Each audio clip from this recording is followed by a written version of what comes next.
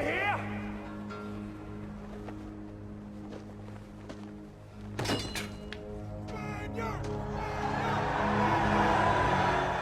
In Latin, the name gladiator literally translates as swordsman.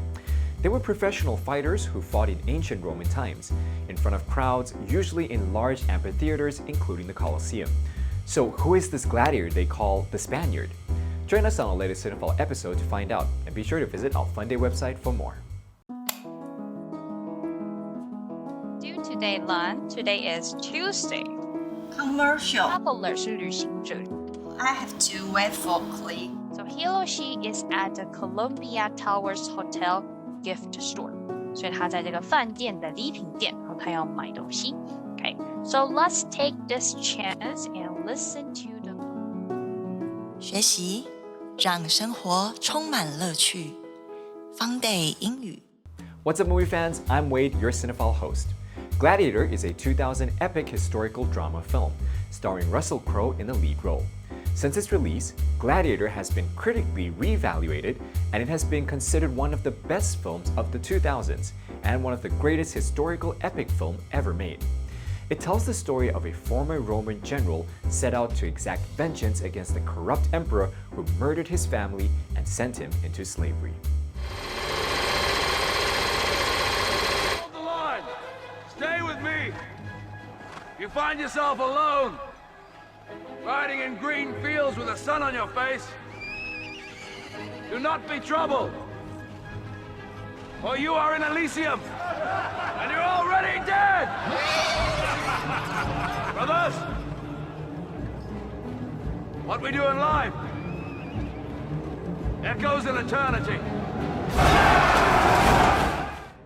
In 180 AD, Hispano-Roman general Maximus Decimus Meridius intends to return home after he leads the Roman army to victory against the Germanic tribe near Vindobana on the Limes Germanicus. Emperor Marcus Aurelius tells Maximus that his own son Commodus is unfit to rule and that he wishes Maximus to succeed him as regent to help save Rome from corruption and restore the Republic.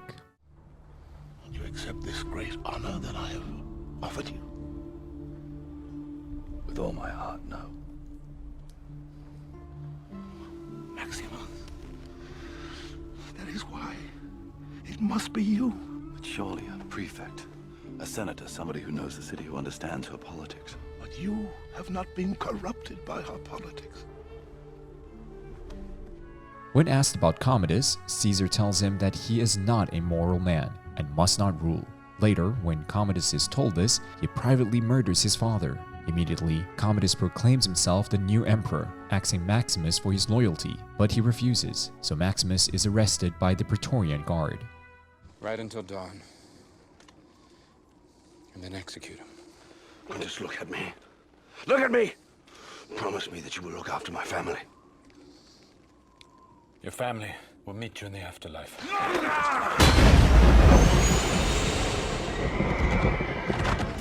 Maximus is taken to be executed, but he manages to kill his captors. Though he's wounded, Maximus rides as fast as he could for home, but it was too late. He finds his wife and son crucified.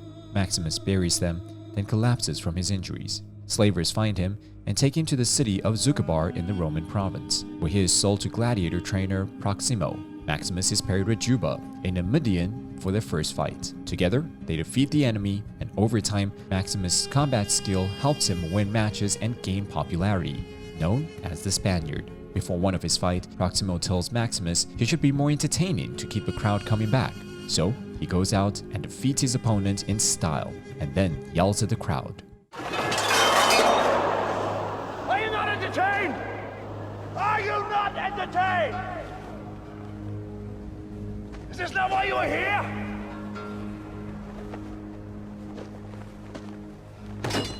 Proximo later reveals to Maximus that he was once a gladiator who was freed by Marcus Aurelius, and advises him to win the crowd to win his freedom. When Commodus organizes 150 days of games to commemorate his father's death, Proximo takes his gladiators to Rome to fight in the Colosseum. Disguised in a mask helmet, Maximus debuts in the Colosseum as a Carthaginian in a reenactment of the Battle of Zama. Unexpectedly, he leads his side to victory, and Commodus enters the Colosseum to offer his congratulations. He orders the disguised Maximus as leader of the gladiators to reveal his identity.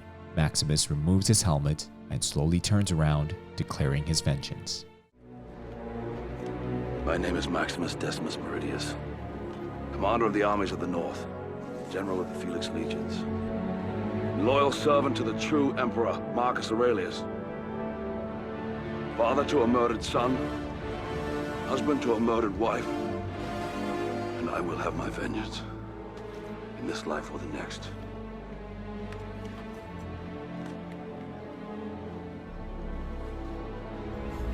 After the surprising reveal, Commodus is compelled by the crowd to let the gladiators live, and his guards are held back from striking them down.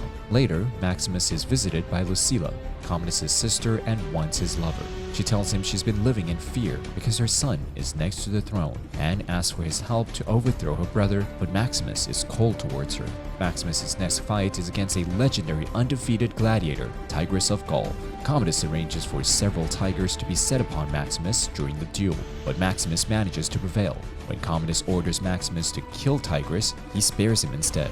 In response, the crowd chants, "Maximus the Merciful," and angered Commodus meets Maximus on the battleground. Are we so different, you and I? You take life when you have to, as I do. I have only one more life to take. Then it is done. Take it now.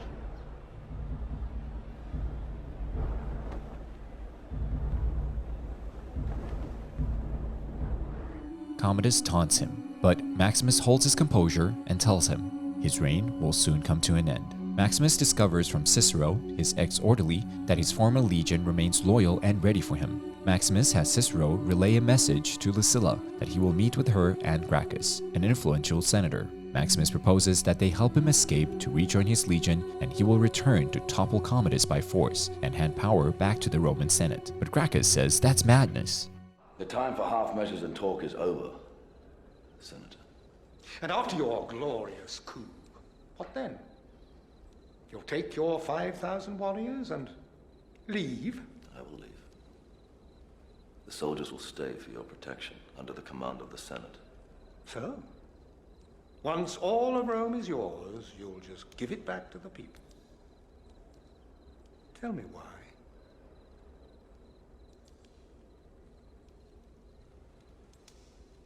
Because that was the last wish of a dying man. Commodus is suspicious of Gracchus, so he has him arrested.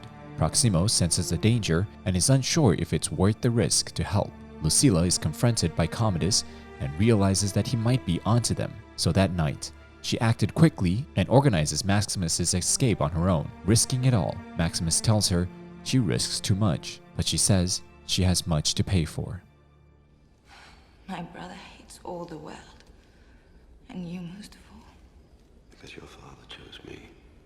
No. Because my father loved you. And because I loved you. They kiss. Later, when Lucilla returns, she finds Lucius with Commodus, who learns of the plot when Lucius innocently hinted at the conspiracy. So he threatens Lucilla into telling him the entire scheme. Right away, Commodus sends the Praetorian guards to attack the gladiators' barracks. Proximo and his men sacrifice themselves to enable Maximus to escape. But ultimately, it was a trap, and Maximus is captured at the rendezvous and Cicero is killed. In an effort to win back public approval, Commodus challenges Maximus to a duel in the Colosseum. You loved my father, I know. But so did I. That makes us brothers, doesn't it? Smile for me now, brother.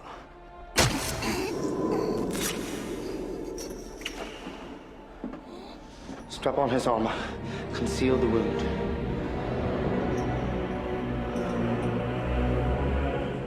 The duel begins, and Maximus is at a disadvantage. Despite his injuries, Maximus is able to disarm Commodus. After the Praetorian guard refuses to aid him, Commodus unsheathes a hidden knife, but Maximus overpowers him and drives the knife into his throat, killing him. Everyone is left speechless. As Maximus is hallucinating, he is called back to reality and speaks out his final wishes. Free my men. to Gracchus is to be reinstated. There was a dream that was Rome. It shall be realized. These are the wishes of Marcus Aurelius. Free the prisoners! Go! Then he falls to the ground while Lucilla runs towards him. Maximus tells her Lucius is safe now and drifts into the afterlife where his wife and child awaits him. His friends and ally honor him as a soldier of Rome at Lucilla's behest and carries his body out of the arena. That night, Juba visits the Colosseum and buries figurines of Maximus's wife and son at the spot where he died. So, how accurate is this story? The main character Maximus is fictional. However, the creation of this character is influenced by several different historical people, particularly Roman generals, as well as the gladiators themselves, and the life they led. While this film is not a direct historical adaptation by any means, it is full of elements of Roman history and myth that weaves a web of possibility throughout the story and thereby strengthens its theme and ideas. 接下来，我们揭晓今天的金句。What we do in life echoes in eternity. In ancient times, people were obsessed with legacy. People were not just representing themselves in the spheres of public perception, they were representing the legacy of their family name. They wanted to live a life their ancestors could be proud of. Echo 就是回声的意思。So this phrase means the actions we take now will be remembered throughout history. The time for half measure and talk is over. Half measure, noun, means a partial, half-hearted, or weak line of action. For example, victory is seldom won by half measures. 胜利很少是半途而废的。And that's it for this episode of Cinephile. You can find more on the FUNDAY website. Let's make every day a fun day. I could always tell when you were lying because you were never any good at it. I never acquired your comfort with it. True, but then you never had to. Life is more simple for a soldier. Or do you think me heartless? I think you have a talent for survival.